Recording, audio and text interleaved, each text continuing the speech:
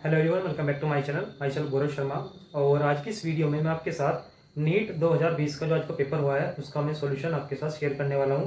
और इस वीडियो में हम केमिस्ट्री के क्वेश्चन को सोल्व आउट करेंगे, ठीक है। तो वन बाय वन मैं क्या करूंगा, आपके साथ सभी क्वेश्चन को सोल्व आउट करूंगा, तो आप उसको मैच कर सकते हैं कि हमारा ऑप्शन सही है या नहीं है, ठीक है। तो सबसे पहला क्वेश्चन मैं डिस्कस कर लेता हूँ। देखिए, पहला क्वेश्चन हमसे क्या पूछा गया है। इसमें जो पूछ रहा है कि what is the change in oxidation number of carbon in the following reaction. तो एक रिएक्शन हमको दी गई थी CH4, और CH4 की ये रिएक्शन करा रहे थे और Cl2 के साथ, ठीक है। इसके साथ रिएक्शन करा रहे थे और जो हमारा प्रोडक्ट बन रहा था, प्रोडक्ट है हमारा कार्बन टेट्राक्लोराइड और साथ में बन रहा है हमारा HCl, ठीक है।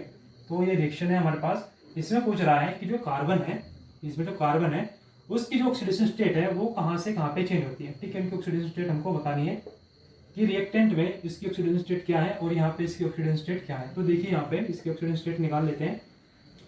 तो देखिए, मैंने इसकी एक्स माना ऑक्सीडेशन स्टेट, और जब आपका हाइड्रोजन होता है उसकी जो ऑक्सीडेशन स्टेट होती है वो होती है आपकी +4 एंड इक्वल टू 0। तो यहाँ इक्वल टू आएगा -4, ठीक है। रिएक्टेंट में जो कार्बन की ऑक्सीडेशन स्टेट आई वो -4 आ गई है। अगर हम प्रोडक्ट की बात करें तो प्रोडक्ट में अगर मैं इसकी ऑक्सीडेशन स्टेट निकालता हूँ तो यहाँ पे हो जाएगा x, और क्लोरीन की होती है -1, तो -4 इक्वल टू 0, तो x इक्वल टू +4, ठीक है। तो जो आपकी ऑक्सीडेशन स्टेट आएगी वो -4 से +4 आएगी, ठीक है। तो इस क्वेश्चन में जनरली ये पूछा गया था कि जो आपकी ऑक्सीडेशन स्टेट होती है कार्बन की वो कैसे चेंज होती है। तो चेंज कैसे होती है, -4 से +4 पर ये चेंज होती है, ठीक है। तो नेक्स्ट क्वेश्चन को हम सॉल्व कर लेते हैं। ये क्वेश्चन नंबर 1 हो गया। क्वेश्चन नंबर 2 में हमसे पूछा है calculate the spin only magnetic moment of the chromium +2 ion. तो दूसरे क्वेश्चन में हमसे पूछ रहा है कि आपके पास क्रोमियम +2 आयन है, इसका हमें स्पिन मैग्नेटिक मोमेंट बताना है। तो देखिए, इसके लिए हम क्या करते हैं, सबसे पहले एक d ऑर्बिटल बना लेते हैं। जब आपका क्रोमियम होता है उसके ऊपर +2 चार्ज इन्होंने दिया हुआ है, और ये जनरली होता है आपका 4s2 3d4, ठीक है। इस तरह से क्या होती है, इलेक्ट्रॉनिक कॉन्फ़िगरेशन होती है। अब इसमें क्या होता है, ये अपने आप को चेंज कर लेता है, 4s1 3d5 हो जाता है, क्लियर है। अब इसके ऊपर +2 चार्ज दिखाया है, तो एक इलेक्ट्रॉन यहाँ से चला जाएगा और एक इलेक्ट्रॉन यहाँ से चला जाएगा, तो ये बच जाएगा 3d4। 3d4 को जैसे हम यहाँ पे फिलअप करेंगे, यहाँ पे हम फिलअप करेंगे। अब हमारे पास फॉर्मूला होता है √n+1, ठीक है। n+1 ये फॉर्मूला होता है, और जिसका आंसर आएगा वो आएगा 4 पॉइंट समथिंग, ठीक है, 4 पॉइंट समथिंग, ठीक है। बोहर मैग्नेटम इसका आंसर आ जाएगा, ठीक है। चलिए, इसके बाद आगे चलते हैं, अगला क्वेश्चन डिस्कस कर लेते हैं। ये 4.2 से 4.9 के लगभग ही आएगा, ठीक है। चलिए नेक्स्ट क्वेश्चन को देख लेते हैं। नेक्स्ट क्वेश्चन में हमको क्या पूछा गया है। तो नेक्स्ट क्वेश्चन में हमसे पूछ रहा है identify a molecule which does not exist. तो पूछ रहा है कि वो कौन सा मॉलिक्यूल है जो एग्जिस्ट नहीं करता है। ऑप्शन हमको दिए गए हैं O2, बी ऑप्शन हमको दिया गया है हीलियम 2, सी है हमारा ऑप्शन Li2, और फिर दिया गया हमको C2। तो देखिए, जो आपका हीलियम होता है दिस इज इनर्ट गैस, ठीक है, दिस इज इनर्ट गैस, ये इनर्ट गैस है और ये किसी के भी साथ बॉन्ड नहीं बनाता है। तो इसका मतलब ये है कि ये हीलियम के साथ बॉन्ड नहीं बनाएगा, because it is inert gas, ये किसी दूसरे के साथ कंबाइन नहीं होता है। तो हमारा जो करेक्ट ऑप्शन है वो क्या है, हमारा हीलियम 2। अगला क्वेश्चन पूछ रहा है विच of the following oxo acid of sulphur has peroxide linkage. तो हमको एक क्वेश्चन दिया गया था, ठीक है, उसमें हमें कुछ ऑप्शन दिए गए थे, उसमें से हमें बताना था कि इसमें वो कौन सा ऑप्शन है जिसमें पेरोक्साइड लिंकेज प्रेजेंट है, ठीक है। तो एक ऑप्शन हमारे पास है H2SO8, ठीक है, इस तरह का ऑप्शन है। तो इसको सबसे पहले क्या कर लेते हैं, स्ट्रक्चर बना लेते हैं। स्ट्रक्चर कुछ इस तरह से इसका होता है। यहाँ पे केवल यही एक ऐसा ऑप्शन था जिसमें पेरोक्साइड लिंकेज प्रेजेंट थी, ठीक है। तो इसका जो स्ट्रक्चर होता है कुछ इस तरह से इसका स्ट्रक्चर होता है। तो ये वाला जो हमारा ऑप्शन था ये करेक्ट था, और यहाँ पे हम देख सकते हैं this is a peroxide linkage. Peroxide linkage आपको पता ही है कि जब ऑक्सीजन ऑक्सीजन के बीच में बॉन्ड बनता है उसको बोलते हैं पेरोक्साइड लिंकेज, लेकिन जो सराउंडिंग में एटम है उनकी इलेक्ट्रोनेगेटिविटी हमेशा ऑक्सीजन से कम होनी चाहिए, तो इसको बोलते हैं पेरोक्साइड लिंकेज, ठीक है। तो इसका जो आंसर था ये था इसका आंसर, और इसका नाम इन्होंने शायद दिया भी है, नाम है इसका पर ऑक्सो डाइसल्फोरिक एसिड, ठीक है, इसका नाम इन्होंने दिया है। चलिए, इसका जो आंसर था वो कौन सा आंसर है, H2SO8। चलिए नेक्स्ट क्वेश्चन देख लेते हैं। जो हमारा नेक्स्ट क्वेश्चन है वो है हमारा, इसमें हमसे पूछा गया था which of the following is the correct order of increasing field strength to form coordination compound. तो हमें क्या किया गया था, कुछ कंपाउंड्स सॉरी कुछ लाइगेंड दिए गए थे। लाइगेंड है हमारे पास thiocyanate, chlorine, C2O4 negative, 2 negative and CN। ठीक है, तो इसमें ये पूछ रहा था कि इन चारों लाइगेंड को ऑर्डर में लगाना है, हमको इंक्रीजिंग ऑर्डर में लगाना है कि ये इनमें से कौन सा लाइगेंड जल्दी मेटल के साथ कोऑर्डिनेशन कंपाउंड बनाएगा। ठीक है, तो हमारे पास एक सीरीज होती है, उस सीरीज में हमको बताया गया है जो स्ट्रॉन्ग लाइगेंड होते हैं वो पहले बॉन्ड बनाते हैं। ठीक है, इसको स्पेक्ट्रोकेमिकल सीरीज बोलते हैं, स्पेक्ट्रोकेमिकल इसको सीरीज बोला जाता है, स्पेक्ट्रोकेमिकल सीरीज। ठीक है, जो स्ट्रॉन्ग फील्ड लाइगेंड होते हैं वो सबसे ज्यादा स्ट्रॉन्ग लाइगेंड बनाते हैं, सॉरी मेटल कॉम्प्लेक्स बनाते हैं मेटल के साथ। तो यहाँ पे जो साइनाइड है वो स्ट्रॉन्गेस्ट यहाँ पे क्या है आपका लाइगेंड है। उसके बाद कौन सा है, दिस वन, इसके बाद क्लोरीन और इसके बाद HCl। ठीक है, तो बहुत सारे ऑर्डर्स में हमें 4 ऑप्शन दिए गए थे, तो जो हमारा करेक्ट ऑप्शन है वो यही रहेगा कि जो साइनाइड है वो सबसे ज्यादा स्ट्रॉन्ग लाइगेंड है, तो सबसे स्ट्रॉन्गली यही बॉन्ड बनाएगा मेटल के पास, मेटल के साथ। उसके बाद ये ऑप्शन आपका जाएगा, उसके बाद ये ऑप्शन आपका जाएगा और उसके बाद आपका ये ऑप्शन आ जाएगा। ठीक है, तो ये हमारा क्या करेक्ट ऑर्डर है, जो भी ऑप्शन होगा आप उसको मैच कर लीजिएगा। इसके बाद जो हमारा नेक्स्ट क्वेश्चन है इसमें पूछ रहा है the number of Faraday required to produce 20 gram of calcium from molten calcium chloride, atomic mass of carbon is 40 gram. तो देखिए हमें क्वेश्चन दिया गया है, उसमें पूछ रहा है कि हमारे पास मोल्टन CaCl2 है। ठीक है, और इससे क्या कर रहा है, फिर से क्वेश्चन को रीड आउट करते हैं। The number of Faraday required to produce 20 gram of calcium from molten CaCl2। ठीक है, और हमको दिया है कि जो कैल्शियम है उसका जो एटॉमिक मास है वो 40 ग्राम है। ठीक है, ये हमारा क्लियर है। अब देखिए इसको जैसे ब्रेक करेंगे तो हमारा बन जाएगा कैल्शियम +2 और 2Cl नेगेटिव। ठीक है, अब देखिए जो आपका कैल्शियम है +2, अगर इसे न्यूट्रल करना है तो इसे 2 इलेक्ट्रॉन देने पड़ेंगे, तब ये क्या हो जाएगा, इसमें चेंज हो जाएगा। देखिए जब का एक इलेक्ट्रॉन होता है वो जनरली 1 फैराडे के इक्वल होता है। ठीक है, यहाँ पे 2 इलेक्ट्रॉन यूज हो रहे हैं, यहाँ पे 2 इलेक्ट्रॉन यूज हो रहे हैं, इसका मतलब ये है, देखते हैं यहाँ पे 2 इलेक्ट्रॉन यूज हो रहे हैं, इसका मतलब इस रिएक्शन में 2 फैराडे यूज हो रहा है। यहाँ पे जो कैल्शियम का मास दिया गया है वो 40 ग्राम दिया गया है। देखिए 40 ग्राम को प्रोड्यूस होने के लिए हमें 2 फैराडे की जरूरत पड़ी। ठीक है, क्लियर है। 40 ग्राम कैल्शियम को जो फैराडे रिक्वायर्ड था वो 2 फैराडे रिक्वायर्ड था, लेकिन जो क्वेश्चन में पूछा गया है कि 20 ग्राम को क्या रिक्वायर्ड होगा, तो देखिए 40 को चाहिए 2 फैराडे और 20 को चाहिए 1 फैराडे। ठीक है, तो जो हमारा करेक्ट ऑप्शन हो जाएगा वो होगा हमारा 1 फैराडे। ठीक है, तो हम 1 फैराडे हमारा यहाँ पे करेक्ट ऑप्शन था। चलिए अगला क्वेश्चन कर लेते हैं। अगला क्वेश्चन हमसे पूछ रहा है इनमें से हमें कोई इनकरेक्ट स्टेटमेंट बताना था। तो इस इनकरेक्ट स्टेटमेंट बताना था, 4 स्टेटमेंट हमको दी गई थी जिसमें से एक स्टेटमेंट गलत थी, तो मैं उसी स्टेटमेंट को लिख दे रहा हूं जो हमारी गलत थी। इसमें स्टेटमेंट थी कि जो CrO4 2 नेगेटिव है और Cr2O7 है 2 नेगेटिव, उसकी जो ऑक्सीजन स्टेट है वो डिफरेंट दी गई थी। ठीक है, शायद इसको +4 दिया गया था या फिर इसको +6 दिया गया था, कुछ ऐसा आपके क्वेश्चन में दिया गया था, एग्जैक्ट मुझे याद नहीं है। तो देखिए इसमें से हमें चार स्टेटमेंट दी गई थी, 3 स्टेटमेंट उसमें करेक्ट थी, हमें इनकरेक्ट बताना था। तो इसमें जनरली ये दिया गया था कि इसकी ऑक्सीजन स्टेट +4 है और इसकी जो ऑक्सीडेशन स्टेट है वो +6 है। तो हम इसकी ऑक्सीजन स्टेट निकाल लेते हैं।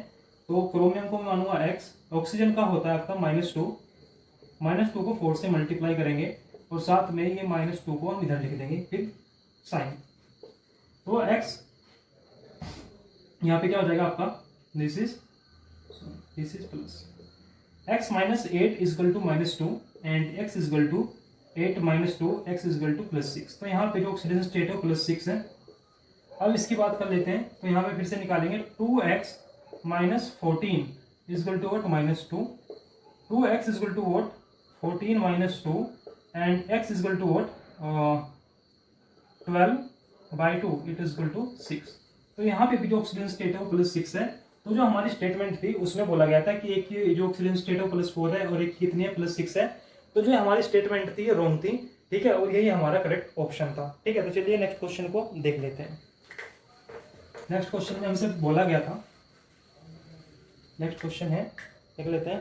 The freezing point depression constant. तो यहाँ पे बेंजीन का फ्रीजिंग पॉइंट डिप्रेशन कांस्टेंट दिया गया था, दैट इज के एफ।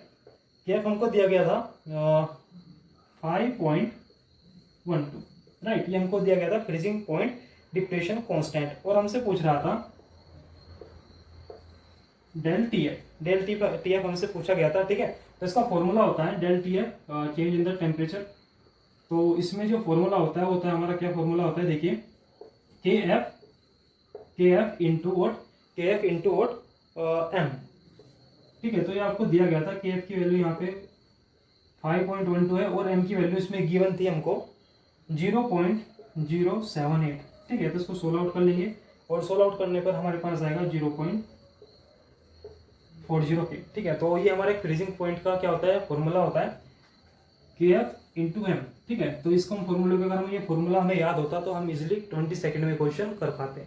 चलिए नेक्स्ट क्वेश्चन को हम देख लेते हैं। नेक्स्ट क्वेश्चन में हमसे क्या पूछ रहा है, हमको एक न्यूक्लियाई दिया गया है, और न्यूक्लियाई है हमारे पास 71 पोटेशियम 175, और इसमें हमसे पूछ रहा है the number of proton, neutron and electrons are. तो देखिए इसमें प्रोटॉन क्या होते हैं, जो एटॉमिक नंबर होता है वही प्रोटॉन होते हैं। This is your proton, right, this is your proton, this is your proton, and you know that number of proton is equal to number of neutron, sorry number of proton is equal to number of electrons. तो number of electrons क्या बनाएंगे, जितने proton होते हैं उतने ही हमारे electron होते हैं, तो ये भी 71 हो जाएंगे, ठीक है। अब देखिए न्यूट्रॉन कैसे निकलेगा, ये जो होता है हमारा क्या होता है, proton plus neutron, this is the proton plus neutron. तो यहाँ प्रोटॉन तो हमारे पास 71 पहले से ही है, तो देखिए प्रोटॉन प्लस न्यूट्रॉन की जो वैल्यू है वो 175 है, ठीक है। प्रोटॉन हमको दिया गया है 71, तो हम यहाँ से क्या करेंगे, न्यूट्रॉन निकाल लेंगे। तो न्यूट्रॉन क्या आएगा हमारे पास, 175 minus 71 equal to what, 4, and it is 104। तो हमारे पास इस क्वेश्चन में जो नंबर ऑफ प्रोटॉन्स आए वो 71 आए, जो नंबर ऑफ इलेक्ट्रॉन्स आए वो 71 आए, जो नंबर ऑफ न्यूट्रॉन आए वो हमारे 104 आ गए हैं, ठीक है। तो ये हमारा क्वेश्चन का जो सही आंसर था उसमें था नंबर ऑफ प्रोटॉन और इलेक्ट्रॉन 71 होने थे, और नंबर ऑफ न्यूट्रॉन हमारे पास 104 होने थे। चलिए नेक्स्ट क्वेश्चन को हम देख लेते हैं।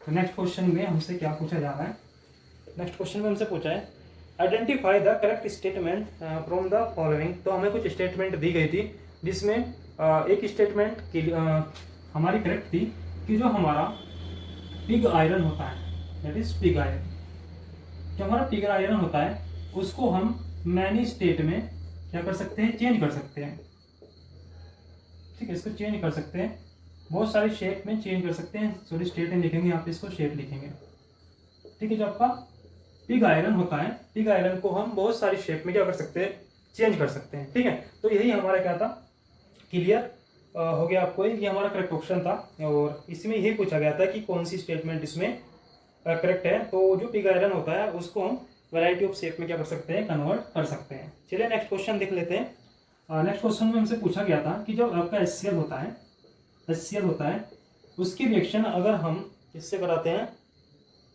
सॉरी आपको दिया गया है कैल्शियम क्लोराइड, मैग्नीशियम क्लोराइड, और साथ में देंगे आपको NaCl, ठीक है।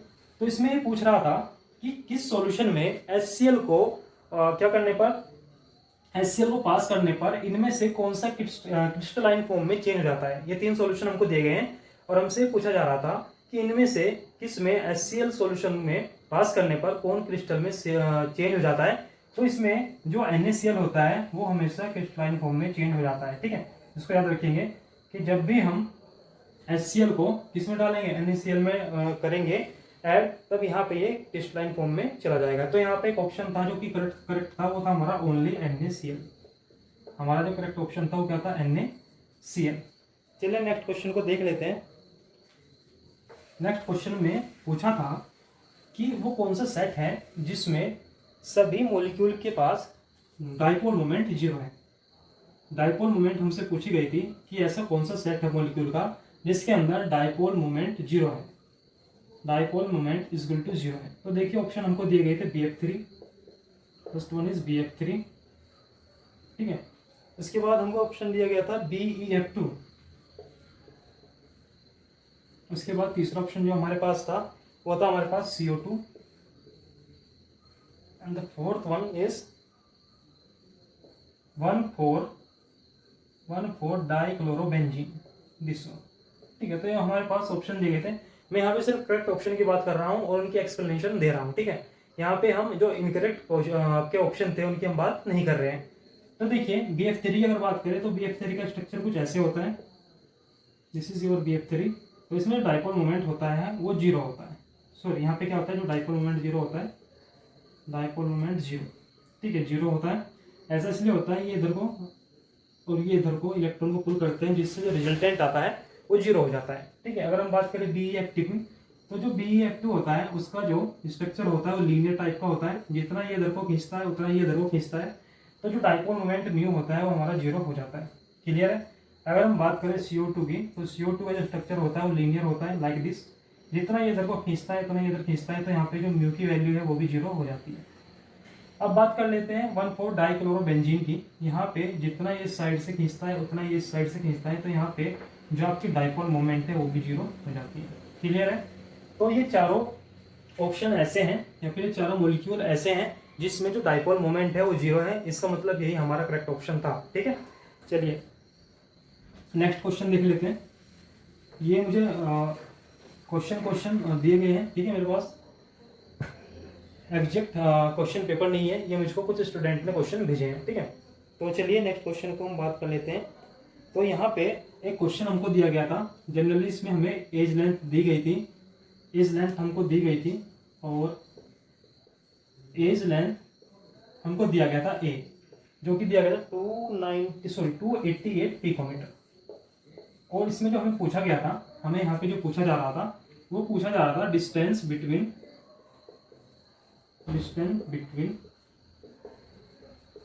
एटम, ये हमसे पूछा गया।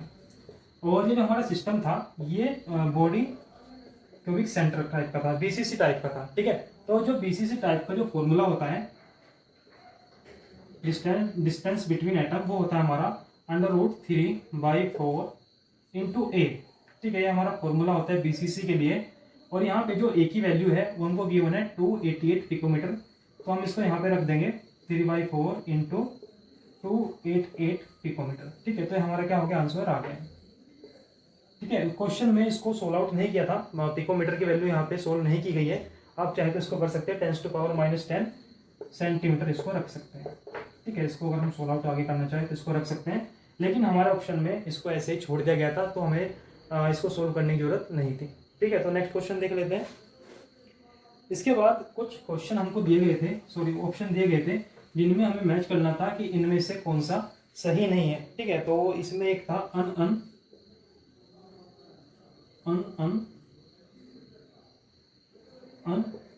YOU।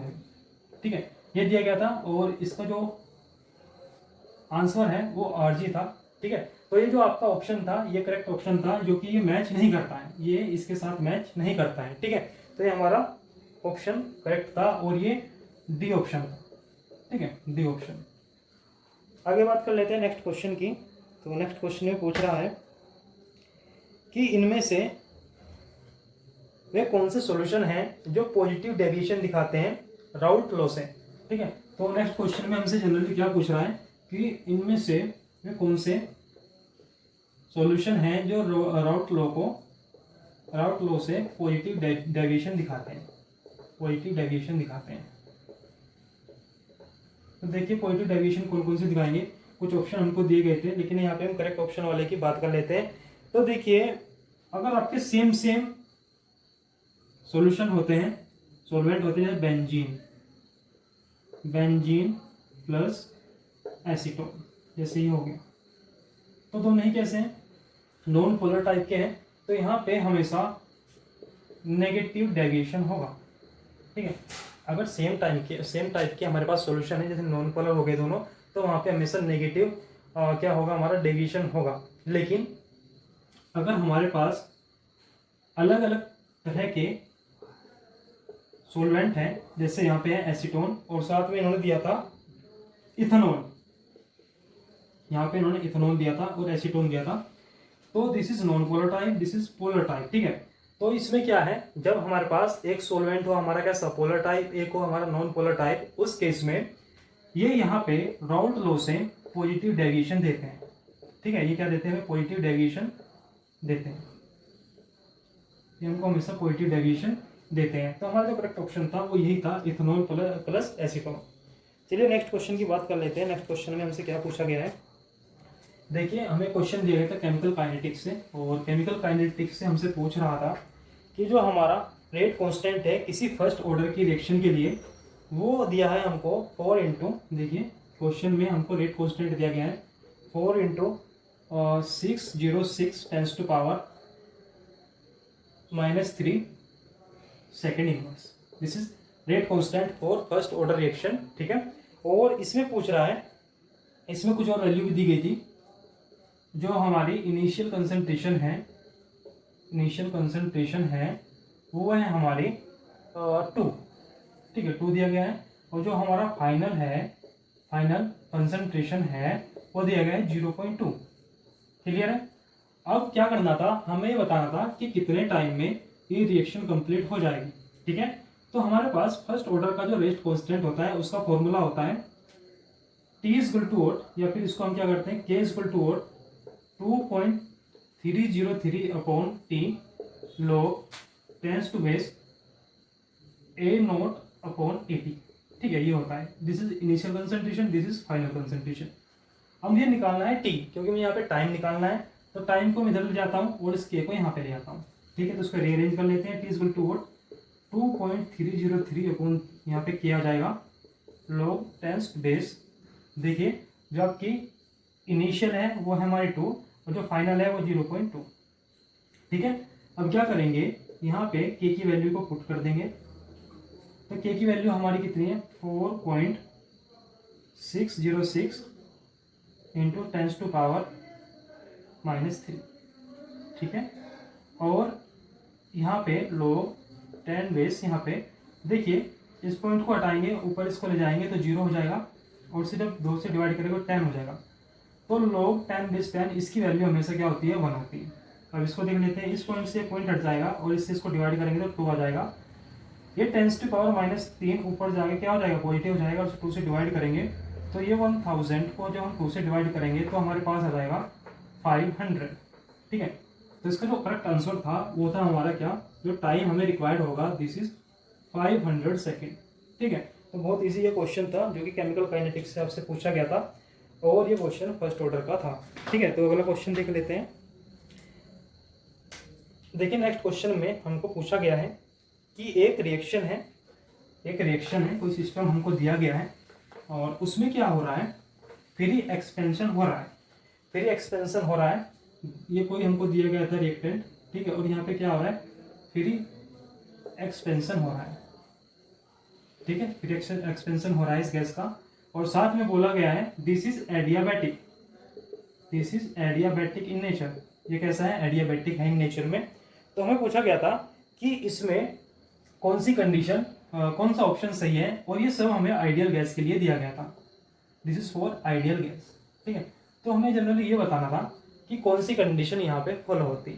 देखिए एक बात हमेशा याद रखेंगे, जब भी हमें एडियाबैटिक दिया जाएगा ये आइसोथर्मल भी होगा, इस बात को याद रखेंगे। एडियाबैटिक के लिए जो हमारी हीट होती है वो 0 होती है। ठीक है, no change in heat. Isothermal के लिए जो हमारा चेंज इन टेम्परेचर होता है वो 0 होता है, कोई चेंज नहीं आता है टेम्परेचर में। और हमारे पास एक फॉर्मूला होता है W = Q, वर्क = हीट। तो यहाँ पे Q की वैल्यू कितनी है, 0 है, तो यहाँ पे जैसे हम 0 रखेंगे तो हो जाएगा -0, और -0 तो 0 ही होता है, तो W = 0। ठीक है, तो जो करेक्ट ऑप्शन हमारा था इसमें Q = तो 0 होना चाहिए, चेंज इन टेम्परेचर वो भी 0 होना चाहिए, और साथ में यहाँ पे जो W था वो भी हमारा 0 ही होना चाहिए। ठीक है, तो ये हमारा क्या था, करेक्ट ऑप्शन था। चलिए नेक्स्ट क्वेश्चन को हम देख लेते हैं। नेक्स्ट क्वेश्चन में हमसे क्या पूछा गया है, तो देखिए जो नेक्स्ट क्वेश्चन है उसमें हमसे पूछा गया है कि हमारे पास कोई सुक्रोज है, सुक्रोज हमको लिया गया है, और उसकी हम क्या कर रहे हैं, हाइड्रोलिसिस कर रहे हैं। सुक्रोज की हम क्या कर रहे हैं, हाइड्रोलिसिस कर रहे हैं। तो सुक्रोज की हाइड्रोलिसिस करने पर हमें यहाँ पे जनरली क्या कैलकुलेट करना था, डेल जी कैलकुलेट करना था। ठीक है, डेल जी यहाँ पे निकालना है। चलिए क्वेश्चन को देख लेते हैं क्या क्वेश्चन में पूछ रहा है। क्वेश्चन में बोल रहा है कि हमारे पास सुक्रोज है। सुक्रोज आपको पता ही है, सुक्रोज जिसको हम चीनी बोलते हैं। ठीक है, बोल रहा है उसकी हाइड्रोलिसिस कर रहे हैं। ठीक है, और ये चेंज हो जा रहा है हमारा ग्लूकोज एंड फ्रक्टोज में। ये आपको ब्रेक हो गया ग्लूकोज प्लस फ्रक्टोज में, ग्लूकोज और फ्रक्टोज में चेंज हो गया है। हमसे यहाँ पे ये पूछा जा रहा है कि डेल जी क्या होगा, ये फ्री एनर्जी क्या होगा ऑफ रिएक्टेंट, ये हमसे पूछा गया है। साथ में हमें कुछ कंडीशन गिवन है कि यहाँ पे जो इक्विलिब्रियम कांस्टेंट है, इक्विलिब्रियम कांस्टेंट है के है, उसकी वैल्यू है 2 × 10⁻13, ये हमको दिया गया है। ठीक है, साथ में हमको यहाँ पे टेम्परेचर भी दिया गया है। टेम्परेचर इज 300 केल्विन, ये हमको दिया गया है। और हमसे क्या पूछा जा रहा है, हमसे पूछा जा रहा है डेल जी, डेल आर जी। ठीक है, gives free energy of the reaction. तो देखिए इसका फॉर्मूला जो होता है, डेल आर जी का जो फॉर्मूला होता है वो आपको पता है -RT ln K। ठीक है, बहुत ही इजी ये क्वेश्चन था। अगर आपको फॉर्मूला पता है तो आप इजीली इस क्वेश्चन को सोल्व आउट कर पाते हैं।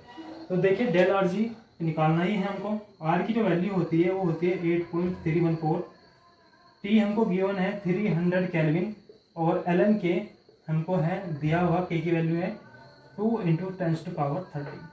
ठीक है, तो इसको हम सोल्व आउट कर लेते हैं, और सोल्व आउट करने पर जो भी हमारा आंसर आता वो हमारा करेक्ट ऑप्शन हो जाता है। तो इसको थोड़ा सा सोल्व आउट भी हम कर सकते हैं, मल्टीप्लाई बाय 300।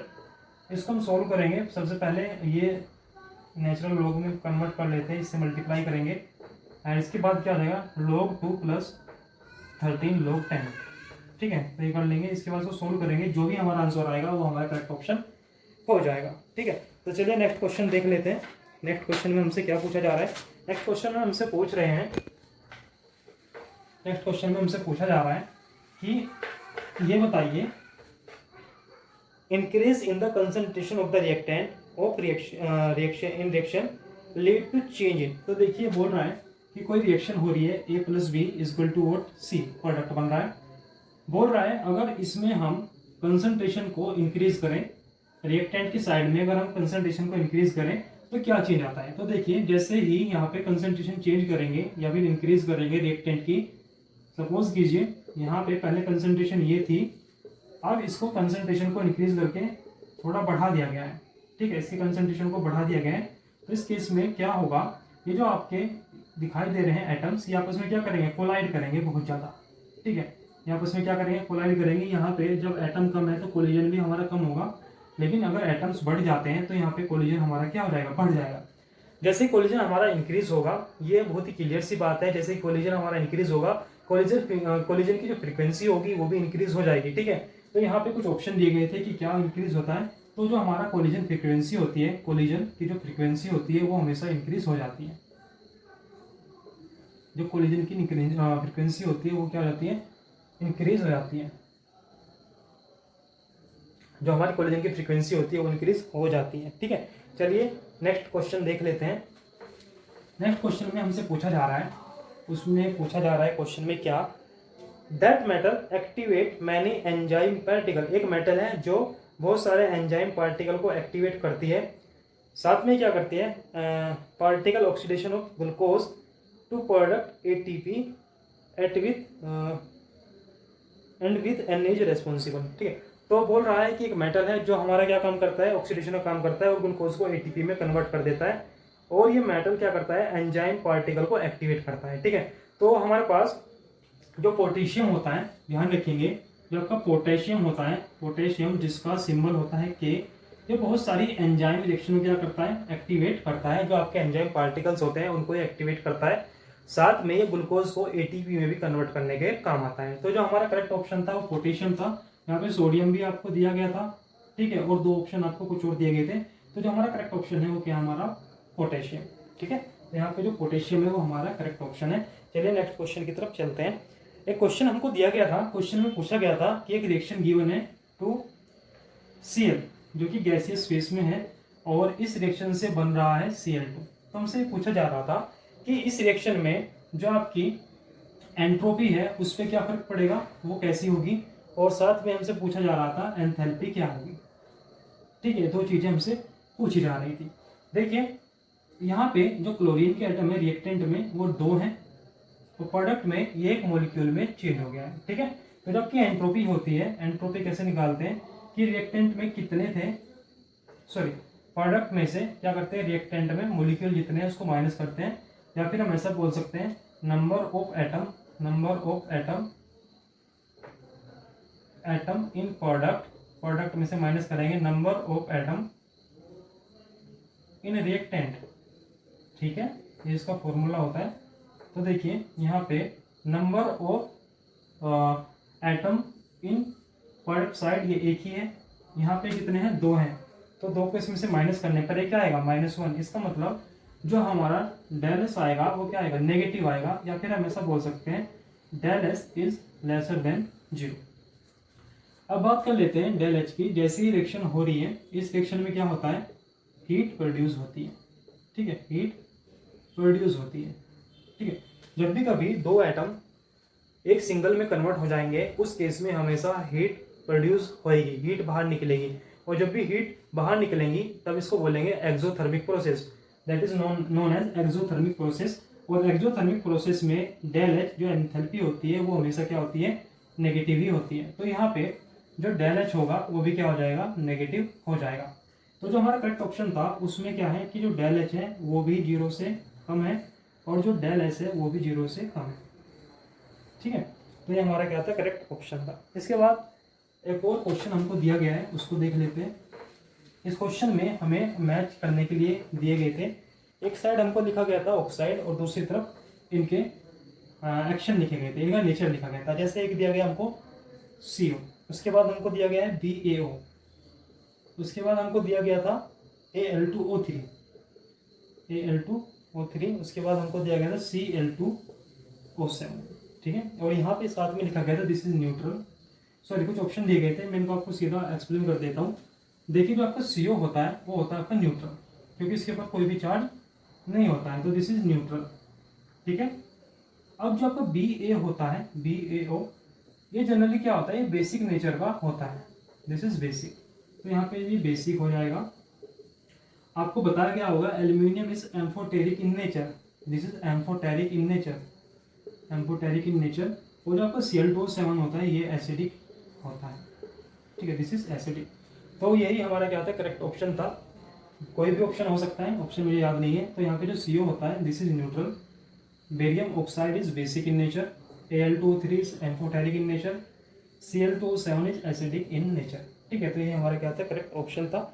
इसके बाद अगला क्वेश्चन देख लेते हैं। अगला क्वेश्चन में हमसे पूछ रहा है कि जो आपका जीटा पोटेंशियल होता है, जीटा पोटेंशियल वो क्या बताता है, जीटा पोटेंशियल ये हमें क्या बताता है। तो देखिए जो आपका जीटा पोटेंशियल होता है ये जनरली हमें क्या बताता है कि जो आपके कोलाइडल पार्टिकल होते हैं, जीटा जो पोटेंशियल होता है ये क्या बताता है, जो आपके कोलाइडल पार्टिकल होते हैं उनकी स्टेबिलिटी के बारे में ये बताता है। ठीक है, तो ये एक ऑप्शन में हमको दिया गया था कि जो आपका जीटा पोटेंशियल होता है ये कोलाइडल पार्टिकल की स्टेबिलिटी के बारे में हमें बताता है। तो ये हमारा करेक्ट ऑप्शन है। चलिए नेक्स्ट क्वेश्चन को सोल्व आउट कर लेते हैं। तो नेक्स्ट क्वेश्चन में हमसे पूछा जा रहा है, एक मिनट,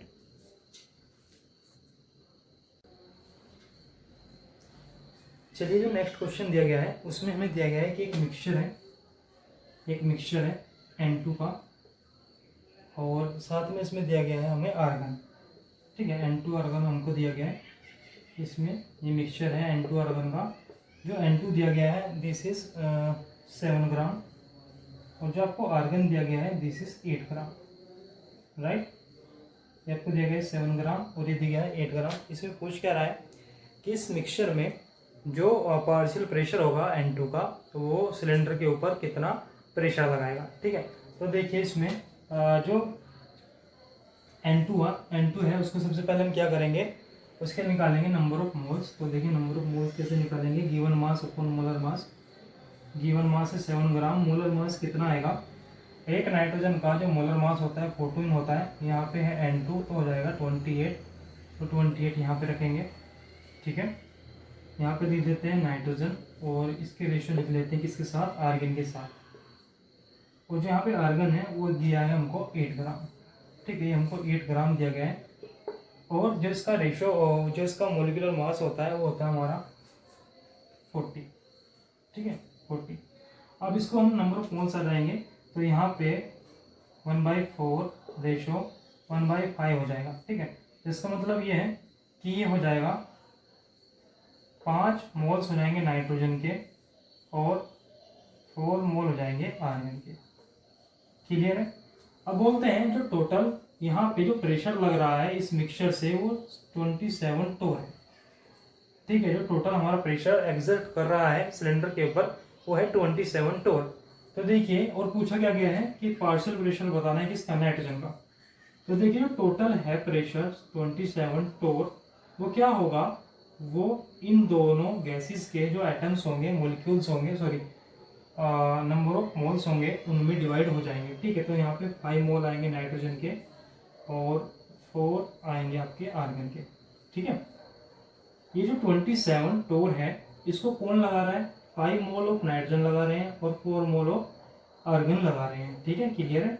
अब देखिए, अगर मैं इसका पार्शियल प्रेशर निकालूं, पार्शियल प्रेशर ऑफ नाइट्रोजन, ये कैसे आएगा, 5 को टोटल प्रेशर, टोटल एटम्स कितने हैं 9 से मल्टीप्लाई कर दीजिए और इसको मल्टीप्लाई कीजिए टोटल प्रेशर से 27 से, ठीक है। तो 9 3 27 and this is equal to 15 torr, ठीक है। तो जो हमारा करेक्ट ऑप्शन आएगा वो आएगा 15 टोर। तो 15 टोर इज अवर करेक्ट ऑप्शन, ठीक है। ये हमारा क्या था, करेक्ट ऑप्शन था 15 टोर। नेक्स्ट क्वेश्चन देख लेते हैं। नेक्स्ट क्वेश्चन में हमको क्या दिया गया है। नेक्स्ट क्वेश्चन में हमसे पूछ रहा है which is not correct about carbon monoxide. Carbon monoxide के साथ के लिए कौन सी स्टेटमेंट करेक्ट नहीं है। तो इसके बारे में कुछ स्टेटमेंट दी गई थी कार्बन मोनोऑक्साइड के साथ, दिस इज कलरलेस गैस, ये भी हमारा क्या है के लिए करेक्ट स्टेटमेंट है। दूसरा ये है कि ये कार्बन मोनोऑक्साइड हीमोग्लोबिन के साथ इजिली बाइंड हो जाता है, ठीक है। तो यहाँ पे जो इनकरेक्ट स्टेटमेंट थी वो ये थी कि जो इसकी बाइंडिंग पावर होती है, जो इसकी बाइंडिंग पावर होती है हीमोग्लोबिन के साथ, बाइंडिंग पावर विथ हीमोग्लोबिन वो लेस होती है binding power with oxygen, binding power with oxygen, ठीक है। तो ये गलत है क्योंकि जो कार्बन मोनोऑक्साइड होता है, जो कार्बन मोनोऑक्साइड होता है वो क्या होता है हीमोग्लोबिन के अंदर बहुत इजीली क्या होता है बाइंड हो जाता है, ठीक है। जिससे क्या होता है ये जो फ्री ऑक्सीजन होती है उसको बॉडी के अंदर एंटर करने से रोकता है, जिससे क्या होता है पॉइजनस बिहेव करता है, ठीक है। तो ये हमारा ऑप्शन क्या था, स्टेटमेंट क्या था, सही था। तो हमें इनकरेक्ट स्टेटमेंट बतानी थी। तो इनकरेक्ट स्टेटमेंट ये थी कि bind CO bind strongly with haemoglobin then oxygen, ठीक है। अब हमें क्वेश्चन दिया गया है, नेक्स्ट क्वेश्चन देख लेते हैं। क्वेश्चन में हमसे पूछा है the electrolysis of dilute sulphuric acid using platinum metal, कौन सी गैस यहाँ पे प्रोड्यूस होती है। तो हमको दिया गया है सल्फ्यूरिक एसिड। तो देखिए सल्फ्यूरिक एसिड जो हमारा होता है वो होता है हमारा H2SO4, और जैसे ही हम इसको क्या करते हैं इलेक्ट्रोड पे लेके जाते हैं PT पे, तो ये क्या होता है SO4 नेगेटिव नेगेटिव, यहाँ पे क्या होता है चेंज हो जाता है किसमें H2O8 में, H2O8 2 नेगेटिव में, ठीक है। इसमें चेंज हो जाता है और साथ में 2 इलेक्ट्रॉन भी यहाँ पे रिलीज होते हैं, ठीक है। अब क्या होता है वाटर का मॉलिक्यूल आता है और 2 इलेक्ट्रॉन को लेकर यहाँ पे जो गैस की रिवॉल्व होती है वो कौन सी है O2। तो जनरली H2SO4 का जो हम क्या करते हैं इलेक्ट्रोलिसिस करते हैं H2SO4 की, तो उसमें जनरली कौन सी गैस इवॉल्व होती है O2 गैस, ठीक है। नेक्स्ट क्वेश्चन देख लेते हैं। नेक्स्ट क्वेश्चन में हमसे पूछा गया है कि यहाँ पे, एक मिनट रुकेंगे, क्वेश्चन देख लेते हैं क्या पूछ रहा है। क्वेश्चन में पूछा जा रहा है कि tertiary butyl carbocation is stable then secondary butyl carbocation. पूछ रहा है कि यहाँ पे हमारे पास एक कार्बोकेटायन है, this is tertiary butyl carbocation, this is butyl group, ठीक है। This is butyl butyl butyl, sorry this is butyl, tertiary butyl. Tertiary butyl carbocation is stable then secondary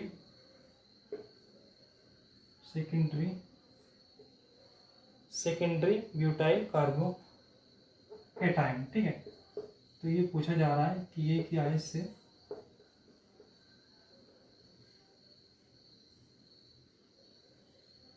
क्या है, ये स्टेबल। ये सेकेंडरी होता है, वो कार्बोकेटाइन क्या होता है, स्टेबल होता है। देन टर्सरी, ऐसा हमसे पूछा जा रहा है।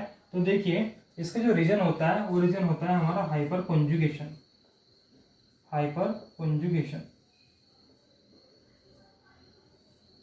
ठीक है, हाइपर कॉन्जुगेशन की वजह से यहाँ पे जो नंबर ऑफ हाइड्रोजन है, अल्फा हाइड्रोजन कितनी है हमारे पास 9, तो यहाँ पे 10 resonance structure, 10 hyper conjugated structure बनते हैं, जिसकी वजह से जो टर्सरी कार्बोकेटायन है ये ज़्यादा स्टेबल हो जाता है सेकेंडरी ब्यूटाइल कार्बोकेटायन से। ठीक है, तो ये हमारा क्या है, रीजन हाइपर कॉन्जुगेशन। तो हमारा करेक्ट ऑप्शन क्या था, because of hyper conjugation tertiary butyl carbocation is stable then secondary butyl carbocation. ठीक है, तो नेक्स्ट क्वेश्चन देख लेते हैं। नेक्स्ट क्वेश्चन में पूछा जा रहा है कि हमारे पास सुक्रोज है, और जब सुक्रोज की हाइड्रोलिसिस करते हैं, तो ये किसमें जब सुक्रोज की हाइड्रोलिसिस करते हैं तो हमें क्या मिलता है, तो हम हमेशा याद रखेंगे, जब हम सुक्रोज की हाइड्रोलिसिस करते हैं तो हमें मिलता है अल्फा ग्लूकोज मिलता है, साथ में बीटा फ्रक्टोज मिलता है। ठीक है, जब भी हम सुक्रोज की क्या करते हैं, हाइड्रोलिसिस करते हैं, तो हमें अल्फा ग्लूकोज और साथ में क्या मिलता है, बीटा फ्रक्टोज मिल जाता है। ठीक है, चलिए आगे चलते हैं। और ये डिपेंड करता है कि हमारा आइसोमर कौन सा है, डी है या फिर एल है। तो यहाँ पे अगर हम सुक्रोज लेते हैं तो जनरली हमको डी आइसोमर ही मिलता है। ठीक है, तो यहाँ पे अल्फा डी ग्लूकोज मिलता है और बीटा डी फ्रक्टोज मिलता है। नेक्स्ट क्वेश्चन देख लेते हैं। नेक्स्ट क्वेश्चन में हमसे पूछा गया है कि जब acetone this is your acetone react करता है methyl magnesium bromide CH3 MgBr से, जब ये रिएक्ट करता है और इसकी क्या की जाती है, हाइड्रोलिसिस की जाती है, तो हमें क्या प्रोडक्ट मिलता है। तो देखिए यहाँ पे क्या होगा, जनरली यहाँ से CH3 नेगेटिव की फॉर्म में आकर यहाँ पे अटैक करेगा और ये ऐसे ऊपर चला जाएगा, तो हमें मिलेगा यहाँ पे CH3 और नेगेटिव CH3 और यहाँ पे CH3। ठीक है, अब यहाँ पे क्या कर रहे हैं, हाइड्रोलिसिस कर रहे हैं, तो हाइड्रोलिसिस में जनरली क्या होगा, वर्कअप हो जाएगा और O नेगेटिव चेंज हो जाएगा OH में, तो CH3 COH CH3 and CH3। तो ये हमारा क्या था, मेजर प्रोडक्ट था। ठीक है, तो ये क्वेश्चन हमें ऑर्गेनिक केमिस्ट्री से दिया गया था। कीटोन की रिएक्शन कराने पर मिथाइल ब्रोमाइड के साथ, मिथाइल मैग्नीशियम ब्रोमाइड के साथ कराने पर और बाद में उसकी हाइड्रोलिसिस करने पर क्या प्रोडक्ट मिलता है, तो हमें मिलता है ये। ठीक है, तो ये हमारा मेन प्रोडक्ट है और इसको बोलते हैं टर्सरी ब्यूटाइल अल्कोहल। इसका जो नाम है वो क्या है, टर्सरी ब्यूटाइल अल्कोहल, इसको हम बोलते हैं टर्सरी ब्यूटाइल अल्कोहल। चलिए नेक्स्ट क्वेश्चन देख लेते हैं। नेक्स्ट क्वेश्चन में हमसे पूछा जा रहा है विच इज कैटायनिक डिटर्जेंट। तो यहाँ पे जो कैटायनिक डिटर्जेंट होता है वो आपका फर्स्ट ऑप्शन था, जिसका नाम था सेट्रा ट्राइमिथाइल अमोनियम ब्रोमाइड। जो पहला ही ऑप्शन था सेटाइल ट्राइमिथाइल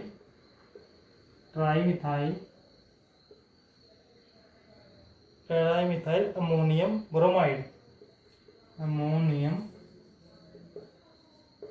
ब्रोमाइड। ठीक है, तो जो गिवन ऑप्शन थे उसमें केवल यही ऑप्शन ऐसा था जो एक कैटायनिक डिटर्जेंट का बिहेवियर शो करता है। ठीक है, तो नेक्स्ट क्वेश्चन देख लेते हैं। This question is related to वुर्ट्ज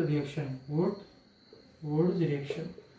इसमें पूछ रहा था कि कौन सा रिएक्टेंट इस रिएक्शन पर लो यील्ड देता है। ठीक है, कुछ ऑप्शन दिए गए थे, एन ब्यूटेन हमको दिया गया था, एन ब्यूटेन दिया गया था, एन हेप्टेन वगैरह दिया गया था, और दो ऑप्शन और भी हैं।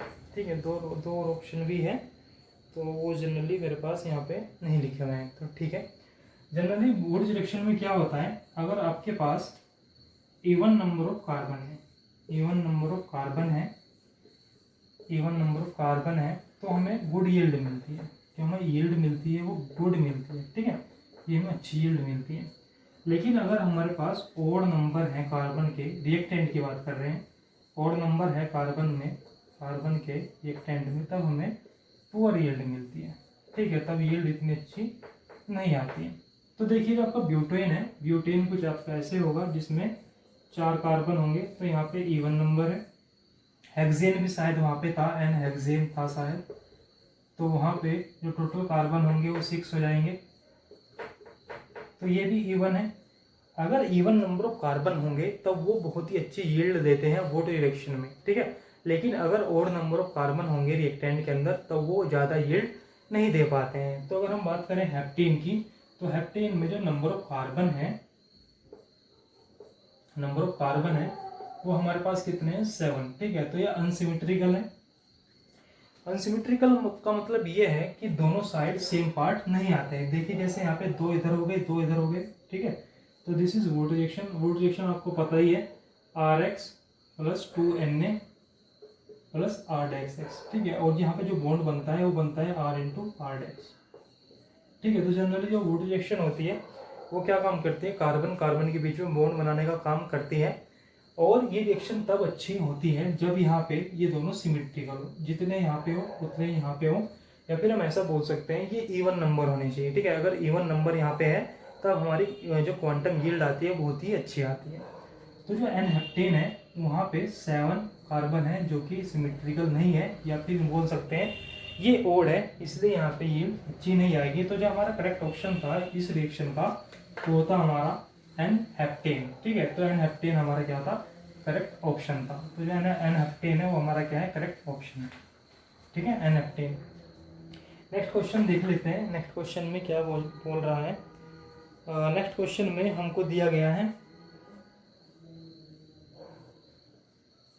दिस इज योर टोलिन, और टोलिन की रिएक्शन करा रहा है Cl2 और Hb की प्रेजेंस में, यानी मतलब लाइट की प्रेजेंस में, और फिर कोई प्रोडक्ट X बनाए और जिसकी बाद में क्या कर देता है, हाइड्रोलिसिस कर देता है 373 केल्विन पे, जिससे ये एल्डिहाइड में चेंज हो जाता है, एल्डिहाइड में चेंज हो जाता है। देखिए जो आपका ये रिएक्शन होती है, this reaction is going through free radical, free radical से रिएक्शन होती है। और इससे जनरली होता क्या है, जो आपका CH3 ग्रुप है ये चेंज हो जाता है, ये चेंज हो जाता है CHCl2 में, ठीक है। ये किस में चेंज हो जाता है, CHCl2 में चेंज हो जाता है। और जैसे ही CHCl2 में चेंज होता है, इसके बाद इसकी जब हाइड्रोलिसिस करते हैं तब हमें क्या मिलता है, दिस इज बेंजल्डिहाइड, हमें ये मिल जाता है, ठीक है। तो यहाँ पे जो रिएक्शन होती है Cl2 और लाइट की प्रेजेंस में, सबसे पहले हमें क्या मिलेगा, CHCl2 मिलेगा।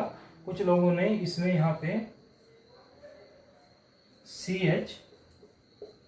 CH2Cl भी कर दिया हुआ, ठीक है। ये क्या है, हमारा रॉन्ग ऑप्शन है, इसको हम ऐसा नहीं कर सकते, ठीक है। तो जो हमारा करेक्ट ऑप्शन था वो क्या था, CHCl2, ये हमारा क्या था, करेक्ट ऑप्शन था CHCl2, करेक्ट ऑप्शन था। ये हमारा किसकी वैल्यू है, X की वैल्यू है, ठीक है, CHCl2। चलिए नेक्स्ट क्वेश्चन देख लेते हैं। तो नेक्स्ट क्वेश्चन है आपका कि जो पेपर क्रोमेटोग्राफी होता है वो किस पे बेस होता है। पेपर कैरोमेटोग्राफी जो होता है, पेपर कैरोमेटोग्राफी जो होता है वो किस पे बेस होता है।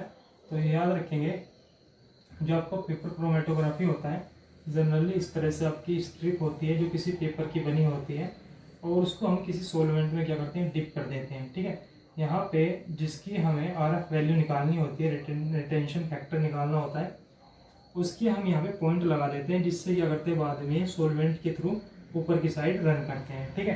तो जनरली जो पेपर क्रोमेटोग्राफी होती है ये जनरली डिपेंड करती है किस पे, पार्टीशन फंक्शन पे, ठीक है।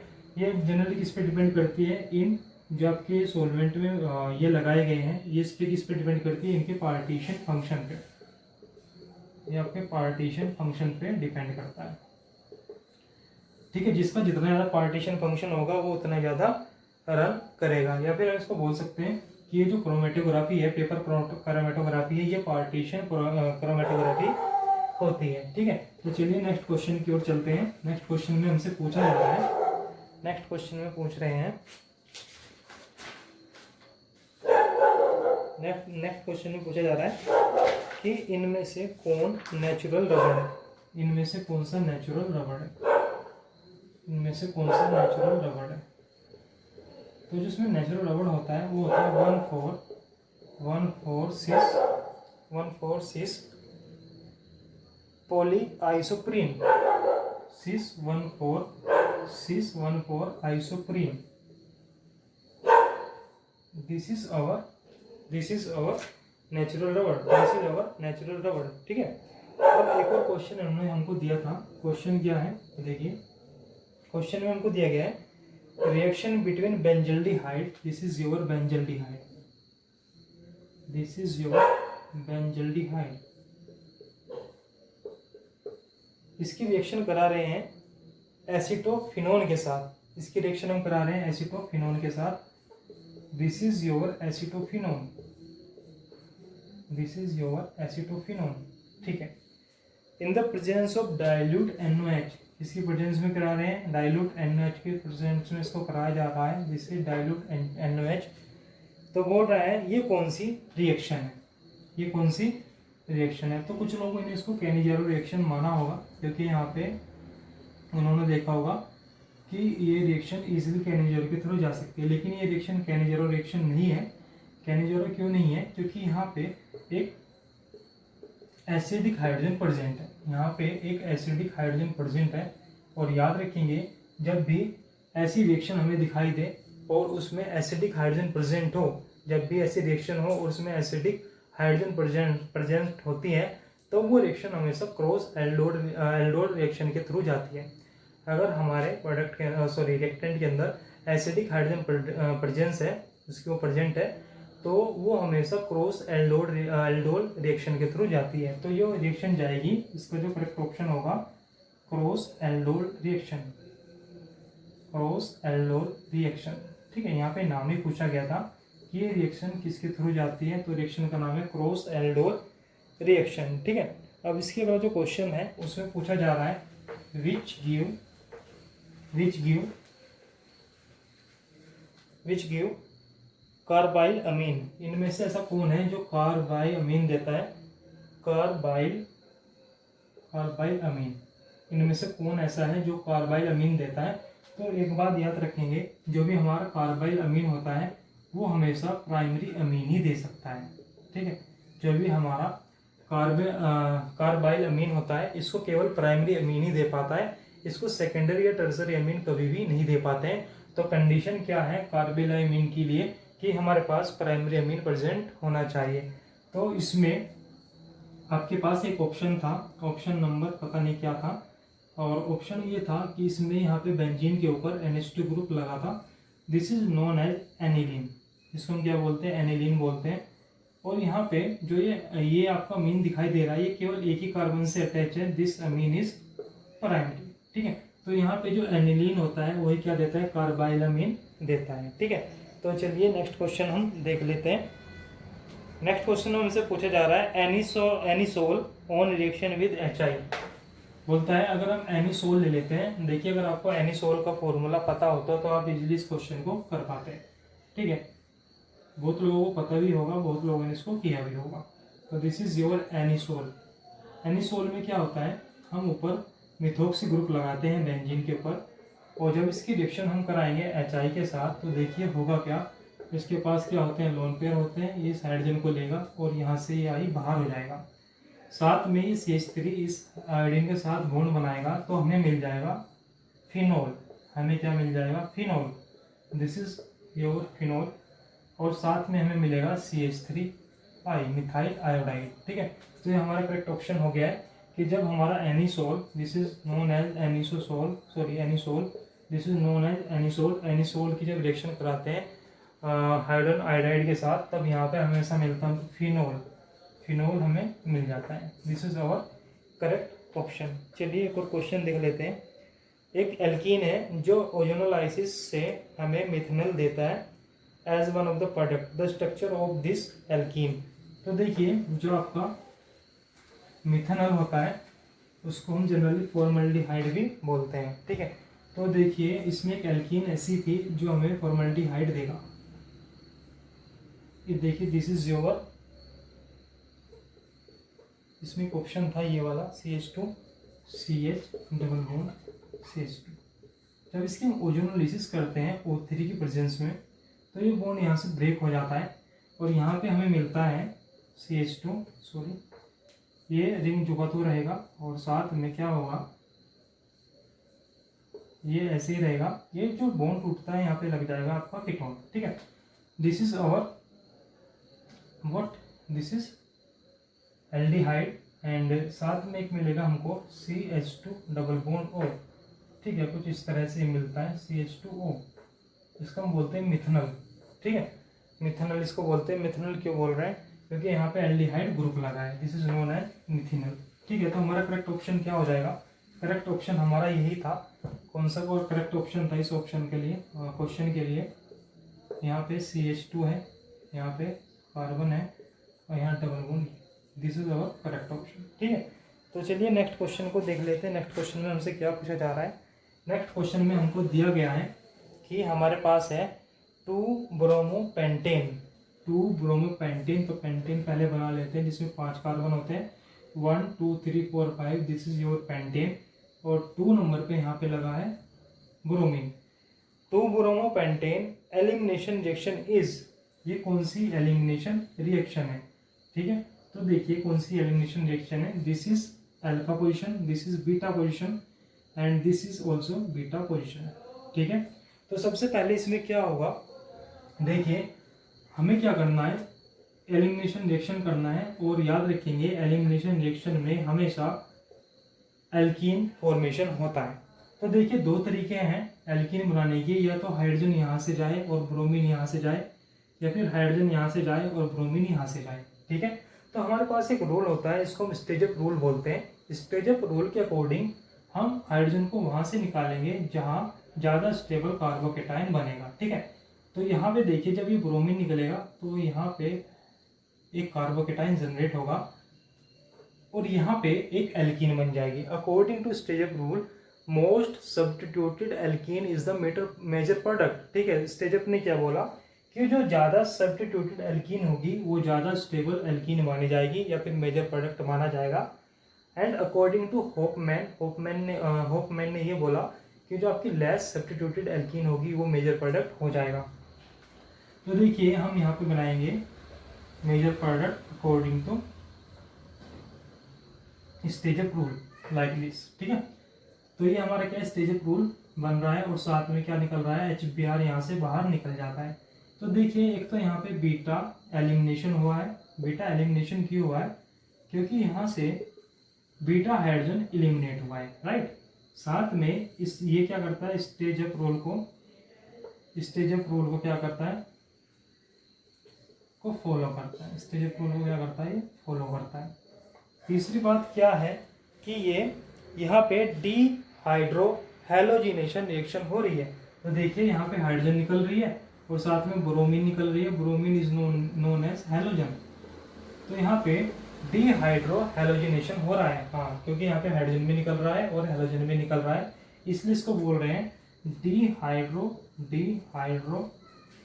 Halogenation reaction, dehydro halogenation reaction, ठीक है। तो हमारा करेक्ट ऑप्शन था ABC और करेक्ट ऑप्शन। चलिए क्वेश्चन और देख लेते हैं। लास्ट क्वेश्चन ये हमारा है, पूछ रहा है कि इसमें से कौन सा अमीनो एसिड ऐसा है जो बेसिक है, कौन सा अमीनो एसिड है जो बेसिक है। तो देखिए हमारे पास इसमें केवल एक ही ऑप्शन ऐसा था जो बेसिक था, तो जो हमारा लाइसिन होता है, this is your lysine. Lysine हमारे पास केवल एक ये हमारा क्या होता है, एक बेसिक अमीनो एसिड होते हैं। तो यहाँ पे जो हमारा करेक्ट ऑप्शन था वो था हमारा लाइसिन। तो मैंने मैक्सिमम क्वेश्चन को यहाँ पे कवर किया है जो कि आपके केमिस्ट्री में पूछे गए हैं। इस वीडियो में हमने सिर्फ केमिस्ट्री क्वेश्चन को ही सोल्व आउट किया है। फिर भी हो सकता है मुझसे कोई क्वेश्चन रह गया हो तो आप कमेंट सेक्शन में उस क्वेश्चन को बताइएगा, मैं उसका सोल्यूशन आपको प्रोवाइड करा दूंगा, ठीक है। साथ में अगर आपको क्वेश्चन पेपर की PDF भी चाहिए तो आप मुझे कमेंट सेक्शन में ज़रूर बताइए, मैं आपको इस पेपर की PDF भी अवेलेबल करा दूँगा। अगर आपको ये वीडियो अच्छा लगा है तो आप चैनल को सब्सक्राइब कर लीजिए ताकि आपको आने वाली वीडियो का नोटिफिकेशन मिलता रहे। So thanks for watching, good luck.